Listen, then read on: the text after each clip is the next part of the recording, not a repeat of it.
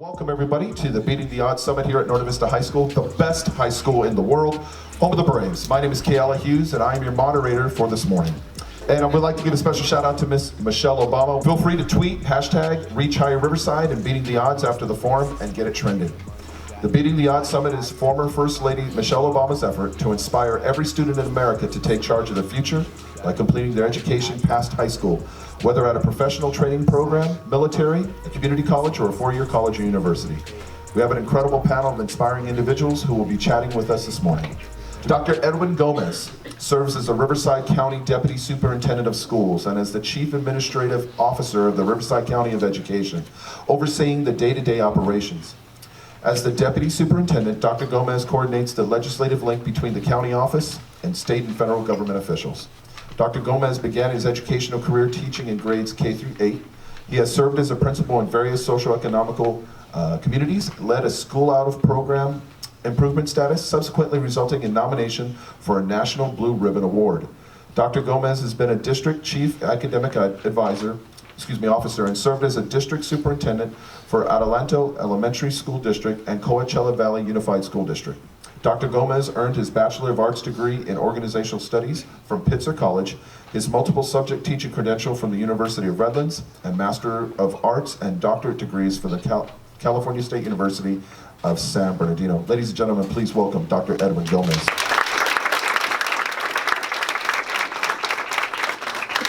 Next, Ms. Lizeth Vega is a board trustee for the Alvord Unified School District. Her trustee area includes Arlanza, Terrace, Norte Vista, and Child Nutritional Services. After graduating from here, Norte Vista, in 2015, she went on to Norco College. While at Norco, she participated in the Puente program, HOPE, which stands for Hispanos Organized for Political Equality, and worked as a student ambassador for the school. After 2 years, she transferred to the University of California, Riverside, and earned her Bachelor of Science degree in Business Administration. Ladies and gentlemen, please welcome Ms. Lizeth Vega. Next, Sergeant Brandon Cornejo was born on July 4th, 1994 in West Palm Beach, Florida. He enlisted in the Army National Guard at the age of 18 after graduating from A.B. Miller High School. He has served in the National Guard for 7 years and has performed duties as a transportation operator, a heavy equipment transport instructor, and a member of the Army's Honor Guard funeral detail. He is currently serving as a recruiter in Riverside. He is married to Holly Cornejo from Loma Linda, California. He is currently pursuing a bachelor's degree in business administration from Brandon University. His hobbies include basketball, golfing, and spending time with his family. Ladies and gentlemen, please welcome Sergeant Brandon Cornejo.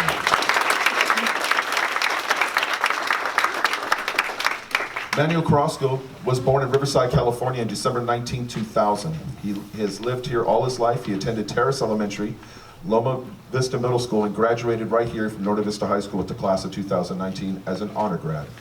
He was captain of the cross-country team, ran varsity hurdles for track and field, and was part of the IB program. He was a special guest on 99.1 KGGI Radio, where he was interviewed for attending the UCLA College Signing Day, where he got to meet Miss Michelle Obama, or see her. He has also been recognized by Assemblymember Reyes for his Reach Higher video on Assembly Bill 2015 that ensures every student knows about applying for financial aid. Manuel was a student leader for our Beating the Odds Summit last year. He is now attending UC Santa Barbara. Ladies and gentlemen, please welcome Manuel Carrasco. And last but certainly not least, Miss Raquel Guerrero, better known as Rocky, is the eldest out of 5 and the first in her family to go to college. She is attending Riverside Community College with the help of the Promise program. Rocky is able to attend college for free. She is currently working on getting her associate's degree before getting certified as an EMT. During her time here at Norte Vista, Rocky was an IB in sport and also in sport. She was the captain of the water polo and swim team and president of the aquatics club. Besides living by the pool deck all her 4 years, she participated in the Reach Higher Club, where because of that club, she was able to meet Michelle Obama in person at the Reach Higher UCLA College Signing Day. She was also fortunate enough to see Michelle Obama at her, quote, I Am Becoming tour at the Los Angeles Forum. She graduated with the class of 2019 and also provides lifeguarding duties for us during senior luau and other important events. Ladies and gentlemen, please welcome Ms. Raquel Guerrero.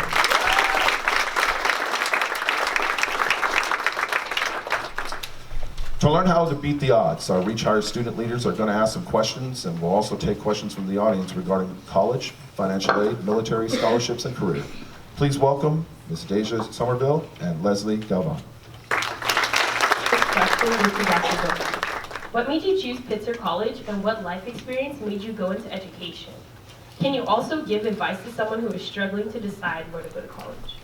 Thank you, and good morning to everyone. It's an honor for me to be here today with you, and great to see just the enthusiasm of the group, and great to see that you're excited about college and life after college. For me, I think every college has a focus.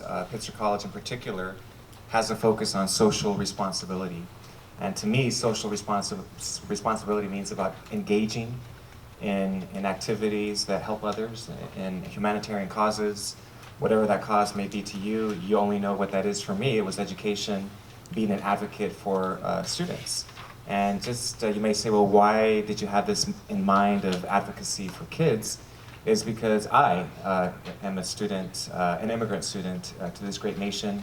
My family came from Peru. Though I was born in Mexico, I didn't quite make it to the United States.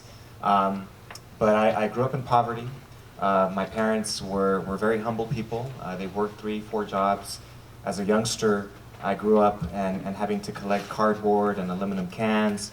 And so I experienced the need for having equality and having equity and being able to access a good education. And for me, and probably for you, there's a lot of imperative in having a good education, because education does open up doors for everyone. So I would say that for me, it's the life experience that made me go into education is just a very simple story. I was in high school. I remember walking back from school, and back in high school, I was really engaged in sports, and I used to work out, so I was a lot bigger than I am now. And I remember walking down, the barrio, and I had my backpack on, and I think I had like 6 or 7 books, and it was a heavy backpack. And I was walking down the street, and there were some guys on the porch, and they were smoking and drinking and having a good time. And they're like, hey, Edwin, come up here, hang out with us. And I knew these guys from a way back, and I said, you know what, guys, I'm cool, I'm gonna go home.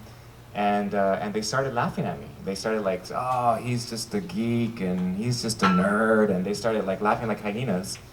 And I didn't care, I was just walking by, and what was so powerful was that one of my neighbors, he was an older gentleman, and he had watched the whole thing, and he says, hey, mijo, come over here, I want to talk to you. So I go over there, and he says, you know what? He looked at me in the eyes, he says, you know what, don't worry about what those burros tell you. You stay in school, you stay committed, good things are gonna happen in your life. And to me, his words of encouragement meant a lot, because I believe, like you, if you believe in yourself, if you believe in your destiny, if you believe in your purpose, nothing can stop you. And my word to you is if no matter the obstacle, no matter what you may be going through, or the criticisms, or the attacks, or the poverty, or whatever it is that you're going through, if you believe in yourself, nothing's impossible. What made you start at the community college, and can you talk about the transfer process to UCR? So, why I chose community college, it was a last minute decision. Since middle school, I had been in the AVID program. So, since 6th grade, it's like, oh, I'm going to 4-year, I'm going to 4-year, I'm going to 4-year. And my senior year, I had applied to some schools, and I got accepted to San Bernardino, Fullerton, and then I was waitlisted at UCR. And Fullerton I was probably going to choose Fullerton, but 2 of my siblings had already gone to Fullerton, and I said I didn't want to go where they went. And then UCR, well, I was still on waitlist, so I wasn't sure. So I enrolled at Norco College, also because financial reasons. I didn't know what I wanted to do, what I wanted to major in, and I just thought it would be easier to start there to figure it out. That way I wouldn't have to spend more money trying to figure it out, being there longer than I had to. But once I got to Norco, I said, no, I want to leave here, I want to transfer as soon as I can. I don't want to wait. So I talked to a counselor right away, and we made a plan. And since then, I followed the plan. I joined the Puente program, and that kind of gave me priority registration, and I got to do all the classes that I needed to do. And then after 2 years, I transferred to UCR, but the transition to UCR wasn't an easy one, specifically because I went from semester to a quarter system, and that's not easy. It's instead of 16 weeks, it's 10 weeks. and then one of those weeks is like finals week, and then you have midterm after midterm. It's after week 3, it's like, okay, we have midterms, like the midterms. And so it was a lot faster, and it was hard, but I found people there that had the same mindset as me, that, you know, we all studied together, and it was easier with them, with the community. Like I said, when I was in Norco, I was part of the Puente program, and so when I transferred, I met other Puentistas that had been in the Puente program when they were at community college. So because of them, like, I got a group of people, and we always studied together, we always hung out, and like I had a community there. So that made the transition easier, but knowing your resources, knowing your way around the school was harder because everyone else started their freshman year. So they had 4 years to figure it out while I'm only coming in like the 3rd year, and it goes by a lot faster, so much faster, and you have to figure out, you feel like you have to do it on your own, but you don't. There are resources out there that can help you and people that are willing to help too.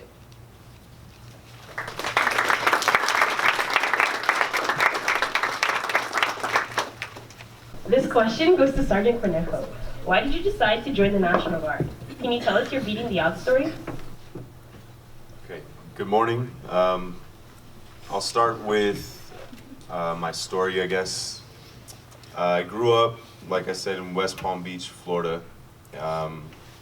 My parents, my biological parents weren't together, so I found that out at an early age and used that as an excuse, I think, to slack off in school, because I was relatively smart. I scored really high in the state testing that they had, and I always would do well, and then find an excuse to slack off, whether that be, you know, popularity amongst friends, at home situations. I would always find an excuse to not push myself to that next level to really excel. And that carried on through high school to where I could have been, you know, well prepared. I think, you know, she said it best, there are all these resources and all these people willing to help you. But if you're not willing to help yourself, it's a lot harder in that. So when it came to graduating, I didn't have a plan and I didn't know what I was going to do. I had a few ideas of what I wanted to be. I wanted to use my talents with art to maybe be a tattoo artist. I wanted to play basketball. I wanted to learn instruments, maybe be a musician. All of these things that, you know, I had the idea, but not the drive to really accomplish these things. So when I graduated high school, I found myself stuck. I was living with my father. He wasn't my biological father. And he used to tell me, he said, hey, at some point, you know, you gotta stop using my car, you gotta stop using my money and my food. You gotta go out there and you gotta do something for yourself. You're a smart kid. You have a lot of potential, but you're not using it. He came home one day and he told me, he said, hey, one of these people that I work with, his wife is in the National Guard. Have you ever heard of the National Guard? And I said, no, I haven't. Meanwhile, I'm playing Halo, right? I think Halo 4 was out at the time. I was really good online. I had like a high score and stuff, and I was all about it, right? And I told him I can't pause this game, but I'll talk to you about it later. Didn't really pick up after that, and then for some reason, I woke up the next morning having like this strong feeling to get up. It was like maybe 5:30, 6 in the morning. I got up, I asked my dad for his keys, and I drove myself to the National Guard office. I spoke to a recruiter there and used that motivation that, you know, I had in my heart. I felt that passion to pursue this as a stepping stone in my career.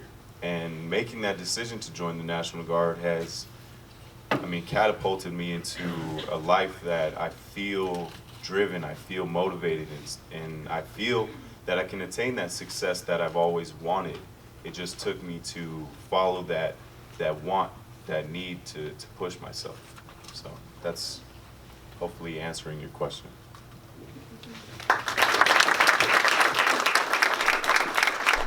This question goes to Manny. Was UC Santa Barbara your first pick, and why did you choose to go there?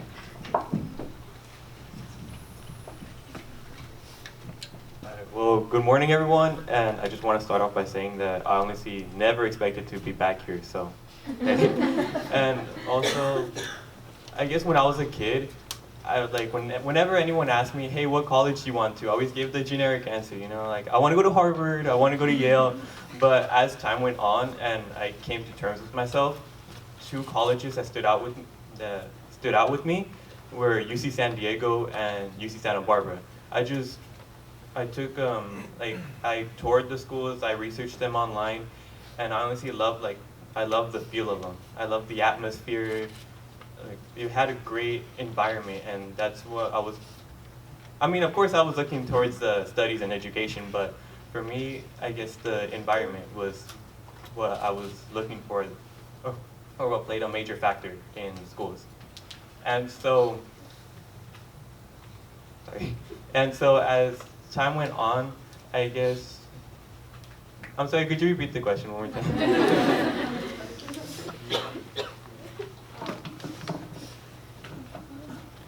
Was UC Santa Barbara your first pick, and why did you choose to go there? Oh, okay. All right. So yeah, UC Santa Barbara and UC San Diego were my top picks. And I guess as I was saying, UC Santa Barbara was right on the beach. It's such a beautiful campus. And I love the beach. I love the environment. And for example, Santa Barbara, they have so many great outdoor areas. They have like I said, the school's right on the beach. They have like a mountain range nearby, and they have a zoo right down the block, right down the street. So I like to adventure. I like to explore, and so that's like a great pick for me. And also San Diego. It's also right on the beach, and the school is big. It's twice the size of your average campus. And although, as I mentioned, for me those are major roles. Also, the schools are really, I guess, really valuable in education. Literally, the schools are pretty difficult to get into, and so I guess as time went on, and I try to be more realistic with myself, entering my senior year of high school, I applied to 4 UCs: UC Riverside, UC Santa Cruz, UC San Diego, and UC Santa Barbara. And as April came around the corner and I started receiving my college decisions, one by one I was freaking out because honestly I had no idea where I was going. I was still 17 years old. I was still in high school. I was barely driving. I still lived with my folks, and it's honestly such a big transition. There were so many factors. UCR was right up the street, and it has great financial aid and has so many great opportunities. And also with UC Santa Cruz, it has a great environment, as I mentioned, and also once I got my acceptance to UC Santa Barbara, I got my acceptance to UC Santa Barbara during a track meet. And I remember the admissions decisions came out at around 3 o'clock, and the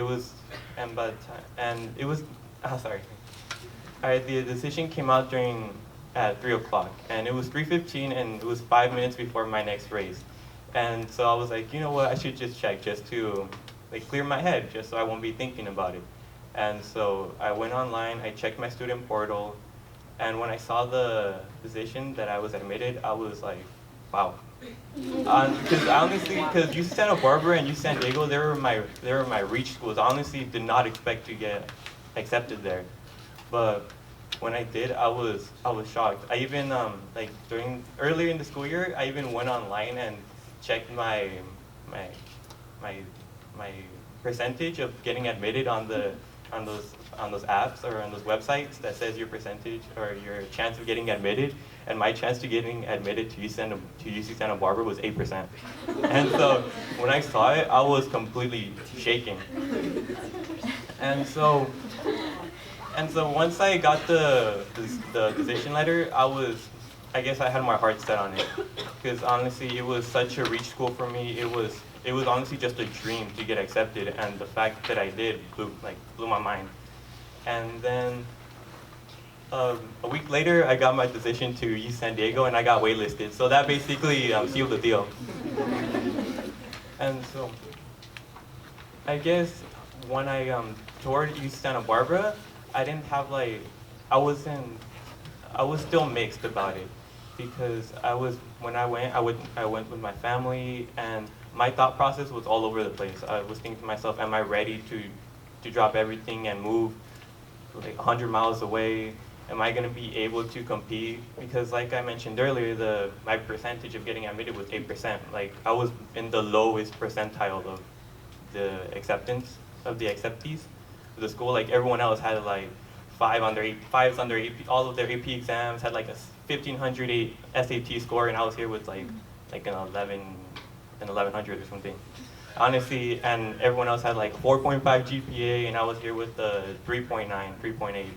And so I'm scared. I'm still scared now. I leave in 2 weeks, and I honestly have no idea what to expect. But honestly, I believe with the support of all my friends and family, and once I went in for orientation, and once I actually looked around and let everything sink in, it's such a great feel. It has such a great environment to it. Everyone is incredibly nice. Everyone is so genuine, and I feel like I made the right pick.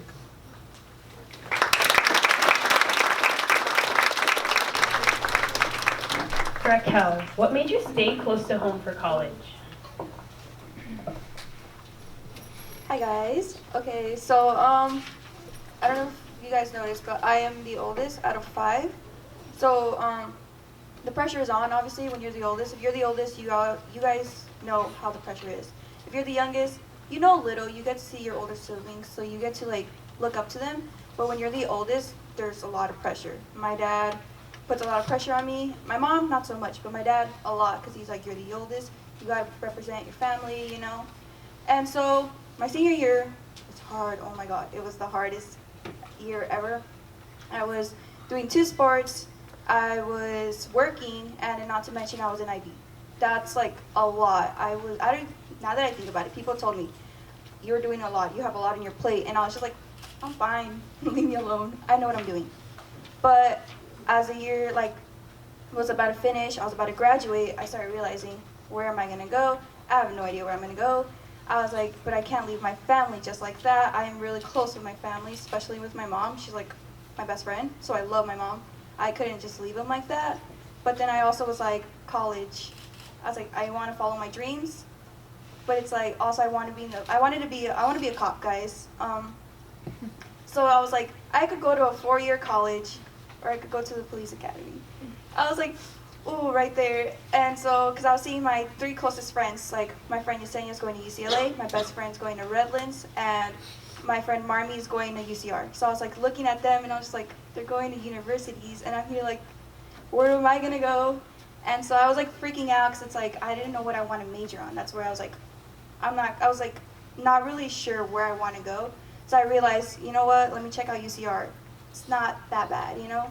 And so I checked it out, and I was okay, it's not so bad. It's not that far from home, and it's also money saving also. Let's think about this, guys. Let's not forget that I have siblings, you know, so financially I can't afford to go to a 4-year. And so that was the struggle as well. And so finally I was I could afford UCR, my bad. I could afford RCC, it's easier for me, and I could transfer out. So most likely I'm not going to transfer to university. I'm going to probably go to the police academy after I get my associates, but I was mainly back in my head thinking of financially and also my family, and I was too afraid to go to a 4-year, and I wanted to stay close, so that's it. Encourage us to do that, because as we get older and as you get older, it's important that you interact with different people of different backgrounds, different races, different cultures, different socioeconomic levels, because that's how we become more eclectic, we become more holistic in our approach, and I think that's important to realize that this world is huge, and there's different languages, different continents, different experiences that you can have beyond what we know.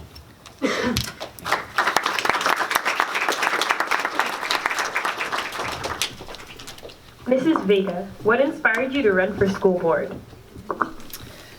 Okay, so let me give you some background info first. Ever since I was in high school, I've been very involved in whether it be school or my community, so mainly because of AVID, you know, you had to do community service. But when I was here in high school, I was part of tennis, I was doing community service over at church, and I was just always doing something. And the same thing happened when I was at NERCO. I was a student ambassador, I was part of the Puente program, I was a tutor, and then I was doing other jobs. And so I was always involved, always doing something. But when I transferred to UCR, I decided to take it slow for a bit because I was like, I need to ease my way into it, you know, just take the minimum full units, which is 12 units, and then see how that goes. But during my second quarter there, I felt like I wasn't doing enough. I felt like, okay, but I could barely keep up as well, like with my schoolwork, and it's just like, it was kind of overwhelming, but at the same time, I felt like I wasn't doing enough. And then during that time in the community, there was a recall going on. There's the guy before me, the community didn't like him, so they tried to take him out. But because of that, they had to find someone else to replace him. And so they were searching for people, and our trustee area, which is Norte Vista, Terrace, Arlanza, and Child Nutrition Services, is pretty small, and mostly the people in this community, Latino, or it's a low socioeconomic community. So not a lot of people knew about the school board, what it was, and through my connections with HOPE, which is Hispanas Organized for Political Equality, other people that had been involved with it that were also involved in the community, they knew that I was part of it. So during the end of my winter quarter, I get this phone call, and they're like, hey, are you interested in becoming part of the school board? And I was shocked. First of all, I had just transferred to UCR. I wasn't even 21 yet. I was still 20, about to turn 21, and I was freaking out. And honestly, the first person I called was Reyes back there. He was on his junior trip, and I was like, okay, it's like 10, 11. It's okay. I know he's up. He's going to be up. So I called him, and I asked him about it. And then I went home, and I talked to my parents about it to see what they thought about like me running. Would they support me? And they said, yeah. They're like, if you're willing to do it, you know, do it not because of this other person. Do it because you want to do it, because you want to make the change in the community. And yeah, this whole time, you know, I was raised here. I went to Foothill, Wells, and then graduated here from Norte Vista. And now, for a reason, okay, so I didn't want to go to UCR at first. I was like, I lived here, I didn't want to be here. I was like, I want to go far away, I want to move. But everything happens for a reason, that I ended up going to UCR, that I stayed locally, that I stayed in my community. And because of that, I got to come back and be here, be on this panel, be on the board. And I love it, honestly, because I get to be back. I get to see how the schools have changed and how the students have changed, but for the better. And I love my colleagues on the board. Shout out to Ms. Moreno back there. I told her I'd give her a shout out, so there she is. She's a wonderful lady. But the reason I wanted to is because I wanted to give back to my community. This community had done so much for me.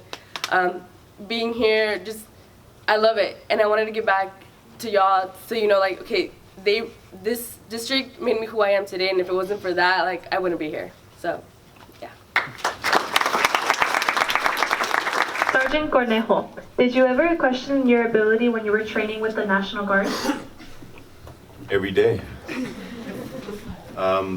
Training in the National Guard is, at least for the National Guard, the active duty Army, and the Army Reserves, it's all the same training. So I'm alongside these other people who are either more or less than prepared than I am. And, you know, you have a standard of, you know, how physically fit you are in the military.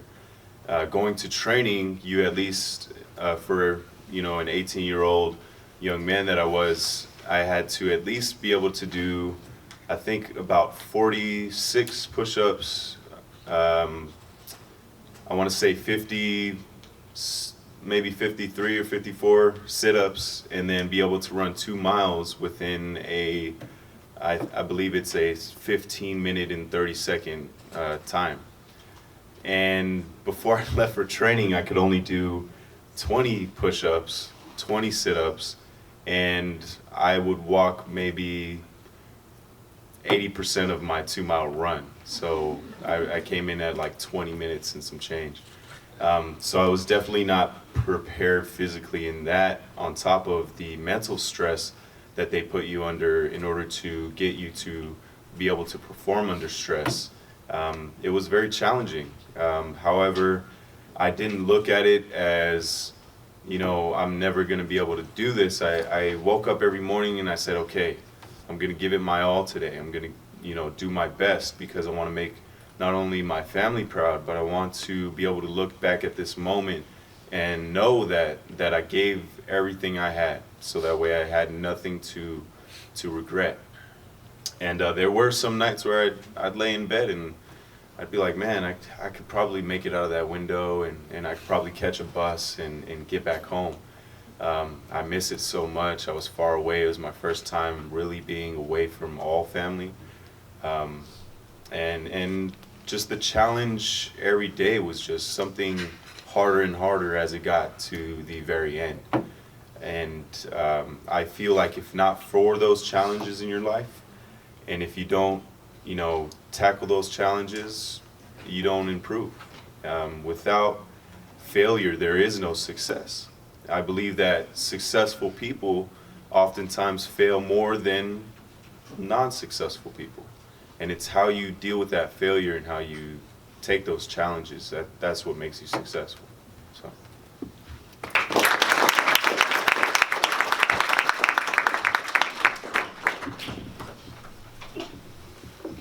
Manny, how did you balance everything from sports to IB while you were here? I feel like this is something we all struggle with. All right, so my second semester of junior year, it was awful. It was full. Like, during this time I lived in downtown Riverside, and I hadn't had my license yet, so I would have to take the bus to and from school every single day. And so I would have to leave my house at 6, and during this time I also had a 0 period and a 7th period. And afterwards I still had track practice and also powder puff practice. So I would leave my house at 6 in the morning, check in with my 0 period, then throughout the day go on through my 1st to 6th period, which was all AP and IB classes. And then afterwards I would either have 7th period TOK or track practice, and then even after that I would have powder puff practice. And there were days where I wouldn't even get home until 8, 9 at night, and thereafter I would still have all of my IB and AP homework, and it was excruciating. But honestly, the one thing that you need, the one thing that will literally save you, is time management. I know it's sorry. I know the majority here have clubs or sports or other outside commitments, but time management will literally save you. It's honestly way better to spread everything out, and when you have free time, it's great to work on your homework. Well, it's not great, but it's what's best for you. Because when you cram everything to the last minute, it'll literally deteriorate your mental state.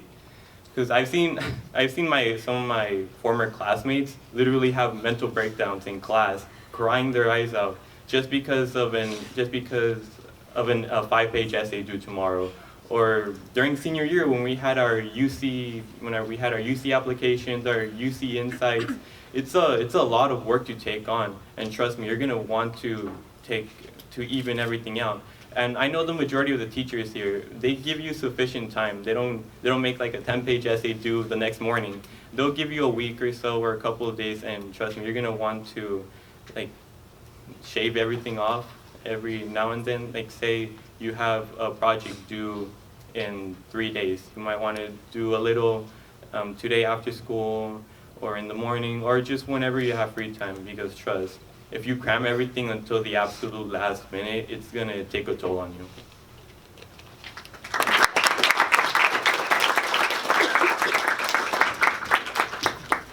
Raquel, how did you get the free education at RCC? Can you talk about the Promise program?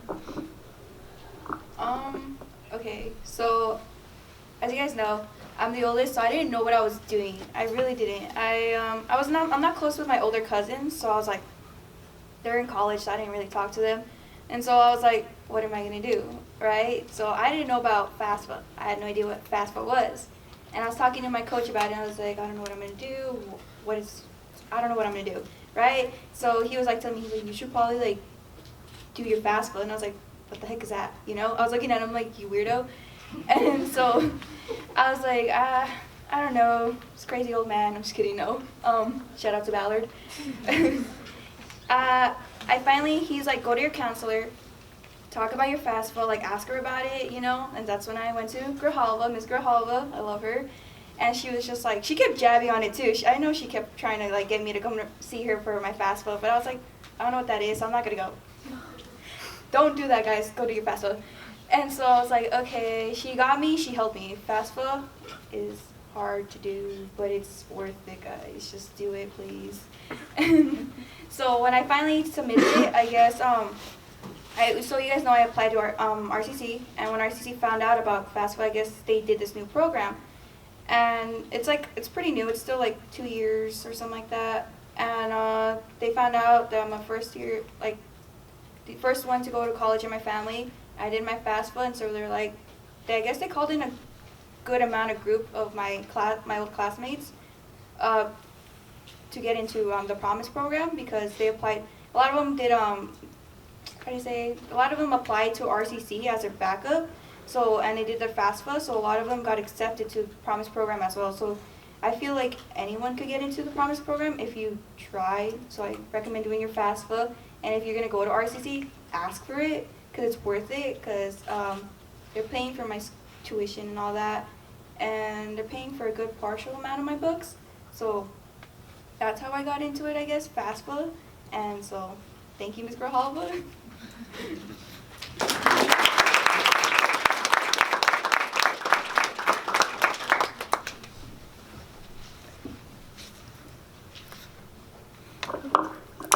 Ms. Vega, how much does financial aid help a student go to college, and do you have any tips for us while we are in high school? Well, she kind of touched on it. FAFSA, do it. I think it opens up next month, October 1st, right? They changed it to October 1st. So my first year at Norco, I did get financial aid. I did apply for FAFSA, and then they also had the BOG waiver. I don't know if that's still a thing. If they still call it BOG, it's like, so that pays like your tuition, and then I also had like Pell Grant, and then you get like the Cal Grants. But unfortunately, 2 years after that, like I didn't get financial aid. I had to pay out of pocket. But then like my last year at UCR, thank God, because that was like $15,000 tuition. I was also able to get financial aid again, and they had the Blue and Gold scholarship, and that also pays for your tuition. But you also have to make sure you count for textbooks and food and like gas money and everything, because all of that adds up, and it's a lot. So make sure you apply. Make sure you apply for scholarships. Scholarships are a big thing. I know, like, sometimes you like, okay, scholarships, but you have to do it. Do the essays. Any money like that you get is worth it, because that pays for food, that pays for textbook, that pays for something that you have to do, supplies. And so apply to everything. I think you only get up to a couple years for, like, 6 years for Pell Grant, I think. And so financial aid only goes for a certain amount of years. But apply for it every year. Don't forget to keep it updated, because it helps. And, I mean, the reason I decided to go to Norco was because of financial reasons. But because I didn't get financial aid, because I knew I wasn't going to get it for a couple years. But I took advantage of the first time that I did. And so if you have any money left over, save it or use it wisely. Honestly, because I spent mine on concerts sometimes, and it was not good. So, but I'll tell you, save your money, because you're gonna need it. You need to save up, because luckily for me, I didn't have to take out loans. But the truth is, a lot of people take out loans, and don't be afraid. Don't be afraid to take out loans either. My parents always told me not to take it, but I still applied for it. But I didn't tell them, because I didn't want them to get mad at me for it. But it's your loan. Don't be afraid. You know, you'll be able to, once you have your BA or BS, you'll be able to pay it back. You know, it's gonna take some time, but you're gonna be able to pay it back. Don't be scared of them. Cornejo, can students go to go to college and be enlisted in the military at the same time? Yes. So specifically to the National Guard, you can be in the National Guard because it's typically 1 week in a month and 2 weeks in the summer. At the same time, we give you tuition assistance that you can use with the financial aid that you can apply for and other scholarships as well. And that's actually what I'm doing myself. I'm getting my bachelor's degree online, and it's 100% paid for using the financial aid and other, FAFSA and scholarships that I'm able to apply for. One of my coworkers and one of my bosses, they both have their masters all paid for through the National Guard. So there are a lot of opportunities to be both enlisted and receive scholarships. Also, to go along with that, if you wanted to do, say, ROTC in a college program, you could do what's called simultaneous membership program. It's SMP for short. And what that is you're doing the ROTC program at your local college, say for instance Cal State San Bernardino, or CBU is another school that supports this, and you can apply for a Minuteman scholarship that pays full tuition. I've already secured 3 of these scholarships for 3 students at CBU, and if you know that school, it's pretty expensive. So if I were someone in your shoes who you want to do the military thing and you also want to go to college, I would definitely look into the SMP program with the National Guard. So, yeah.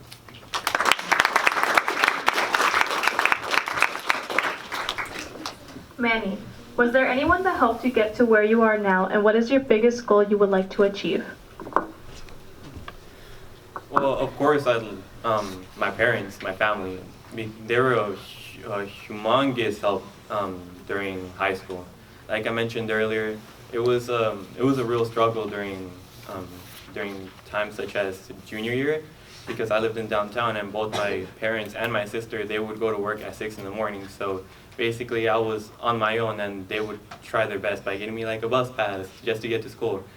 And also, anytime I needed something, they would like work so hard or work overtime.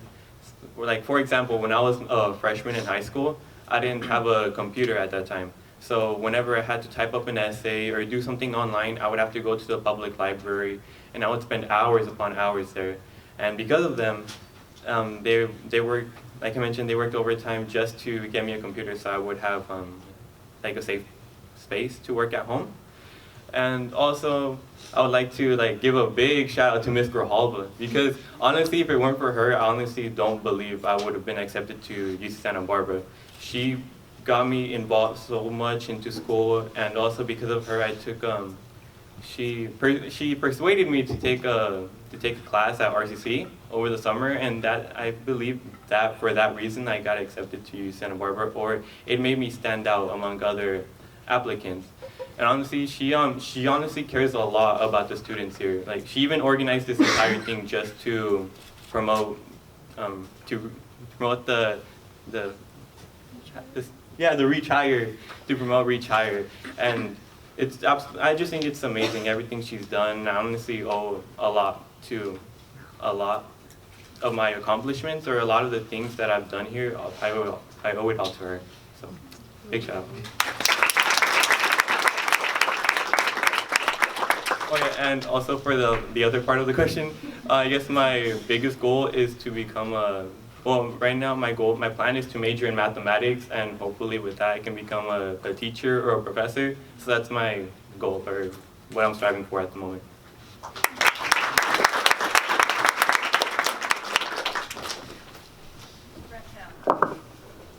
Raquel, at our school we support the Reach Higher initiative and Better Make Room campaign.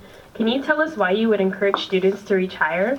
Also, how was it to meet Michelle Obama?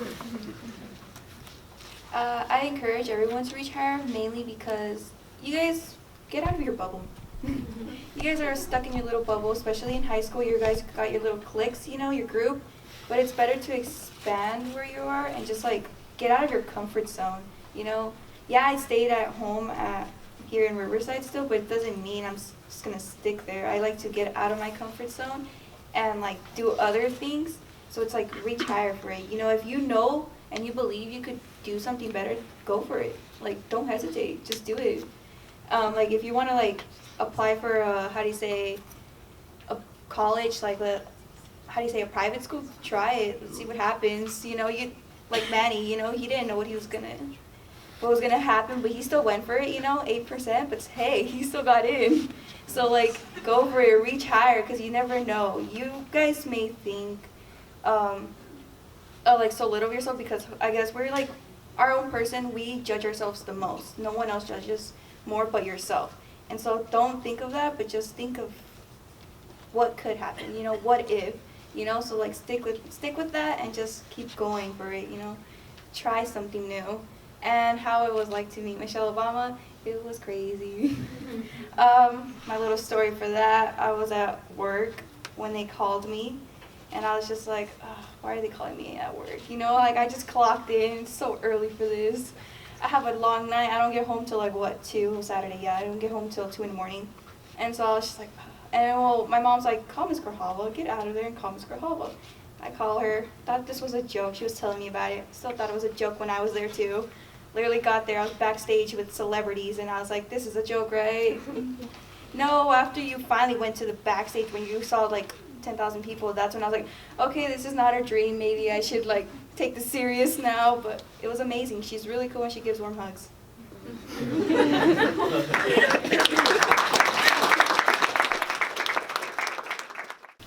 All right, guys, thank you for having us. I feel especially honored. Thank you, Ms. Grijalva, for the opportunity to come out here and talk to you guys. Again, it's not anything with the military, but just if you have a goal in mind, don't let anything stop you, especially yourself. A lot of the times you're standing in your own way, so step to the side and get it done, okay?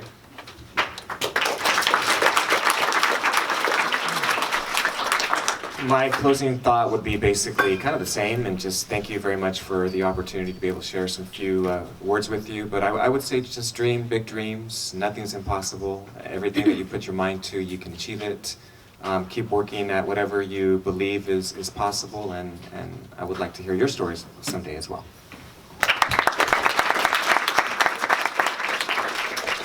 Thank you for having me. All I'm going to say is that take advantage of every opportunity that's given to you, every opportunity, because just because I went to community college, and because of that decision, it led me to where I am today. So you never know what opportunity is going to come, and take advantage of them. And even if you don't know what you want to do, that's why explore, figure it out. You have time. I mean, I just graduated with business, and I'm still trying to figure out what I'm going to do. So if any of y'all are hiring, if you all know where I can get a job, you let me know. But seriously, take advantage. Don't be afraid to be out there. Oh. Follow my Instagram account, Lizeth_AUSD board, for updates on stuff. Alright, so from my 2 days of college experience, honestly, college is so much more different than high school. Everyone is basically scared out of their minds, and everyone is more open. So once you go to college, try to expand yourself more. Try to be more open, because if you just keep to yourself, it's gonna be a tough experience. And also, FAFSA is extremely important. So be sure to apply, because originally I was supposed to pay like $40,000 just to dorm and for tuition at UC Santa Barbara, but after FAFSA it got knocked down to $8,000, which is still a lot, but way better than paying $40,000.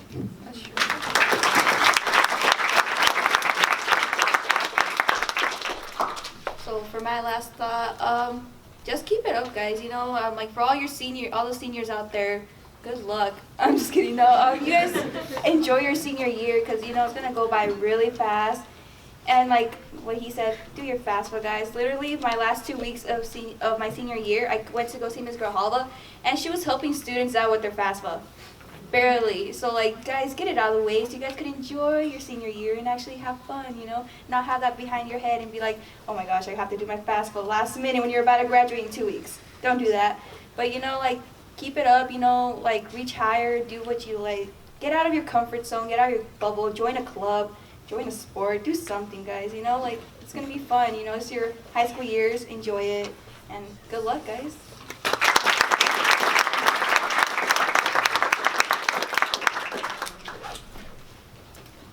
Again, that was Lizeth _AUSD board for Instagram. With 2 S's? Exactly. There we go. Before we close, I just wanted to kind of address audience members here in the library. Sitting in front of you, what I'm most impressed about with this panel is the diversity in how they were able to reach higher. Make no mistake, Ms. Grijalva and guidance was very intentional of who they had up here. Their background, their stories. And make no mistake, this is an opportunity for you to connect. Hopefully, somebody up here, you were able to connect with their story.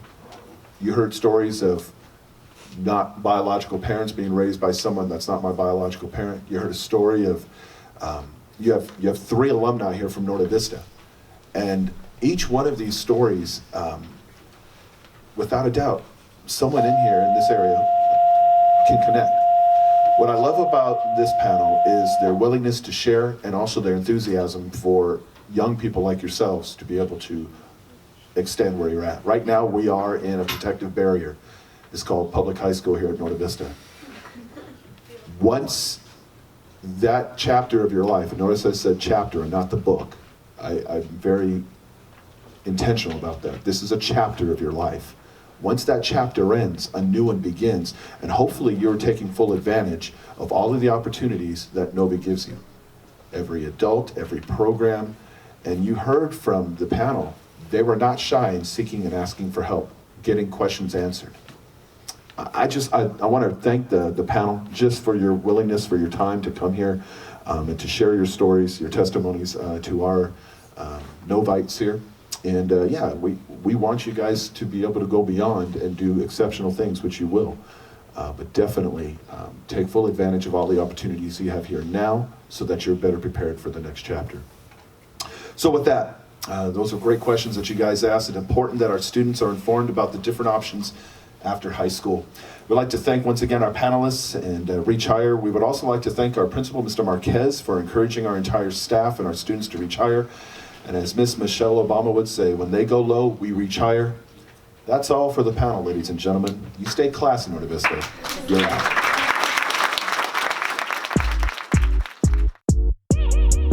Yeah.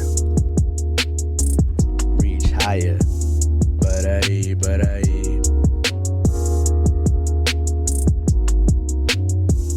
yeah, it's the race to submit. Come on, you gotta reach higher.